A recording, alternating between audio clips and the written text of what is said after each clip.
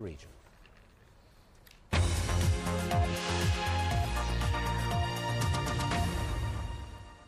Four members of a Chinese family who ran restaurants in Ipswich and a worker have been sentenced to 19.5 years in jail for immigration and fraud offences.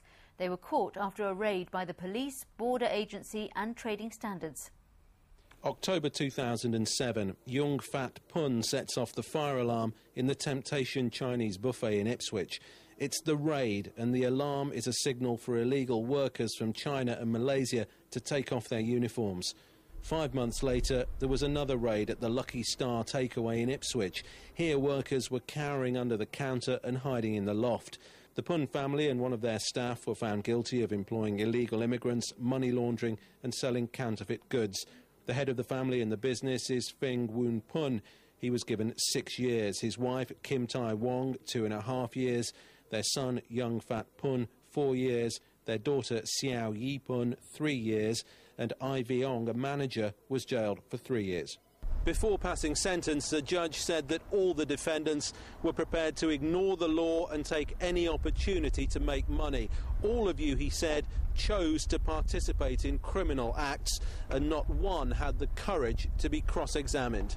You were very satisfied with the sentencing, 19.5 years for 5 defendants for what has been a very protracted investigation involving 3 agencies.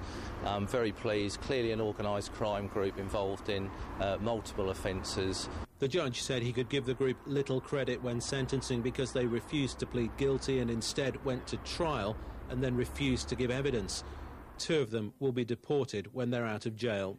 Ian Balmer, BBC Look East, Ipswich.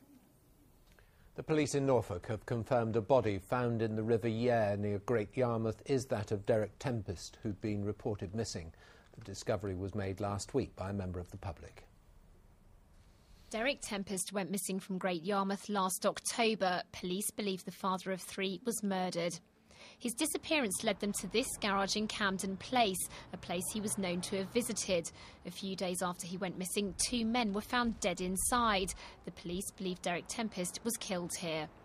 Today, the police announced his body was discovered in the River Yare near the Burney Arms pub on Friday. Members of the Galston lifeboat crew were called out and pulled his remains from the water.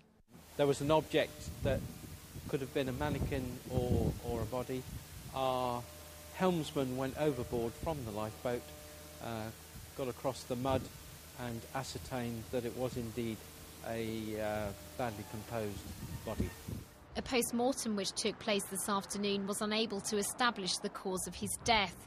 So far, nobody has been charged with Derek Tempest's murder. The 30-year-old's death remains unsolved. Felicity Simper, BBC Look East. The fire service in Essex says it's preparing for a strike. Talks in a long-running dispute with a union have broken down. Now office staff will be trained to tackle fires in case firefighters walk out. This protest outside County Hall in Chelmsford was way back in 2008, a sign of just how long this dispute over staffing levels on emergency vehicles has rumbled on. Now talks have broken down again. The fire service is now in the first stage of its strike contingency plan. Desk-bound support staff here at HQ are being asked to volunteer, to be trained up to actually go out and fight fires. The Deputy Chief Fire Officer described what they might do. It could be driving appliances, so it frees up our professional firefighters to get into incidents, or the smaller types of fires like rubbish fires out in the open, that type of thing. Both sides blame the other for the breakdown in talks. The Fire Brigade's union says management should come back to the negotiations, saying Essex firefighters don't want to strike. But that possibility now seems a step closer. Gareth George, BBC Look East. Southend United won't be forced out of business when it returns to the High Court tomorrow. The club was given another week to pay a tax bill of £378,000 when it appeared in court last week. But as we revealed on this programme, the club has now settled the debt. It will still have to appear in court tomorrow as a formality when the club says the case will be dismissed. The National Trust says it's expecting to lose some money after announcing it won't be holding any star concerts at Blickling Hall this summer. In the past, singers like Shirley Bassey, Van Morrison and Meat Loaf have played. This year, promoters said they weren't able to book top acts. For the last 13 years, top acts including Simply Red, Tom Jones and Westlife have all played at this scenic Norfolk venue.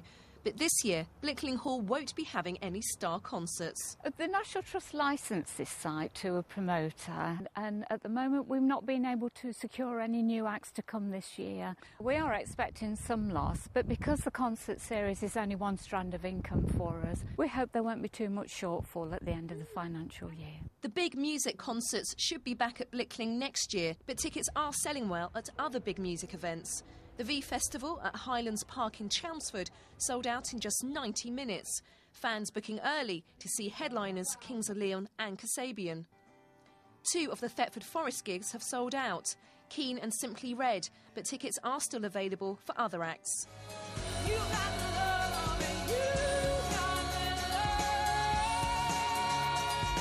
And Brit Award winner Florence and the Machine will be headlining at this year's Latitude Festival at Helen Park in Suffolk. The promoters say tickets are selling much faster than last year and expect it to be sold out by the end of June. Although they're not hosting any star concerts this summer, there will be a number of other events and activities taking place, so fans of Blickling Hall can still enjoy a day out at this picturesque location. Dawn Gerber, BBC Look East, Norfolk.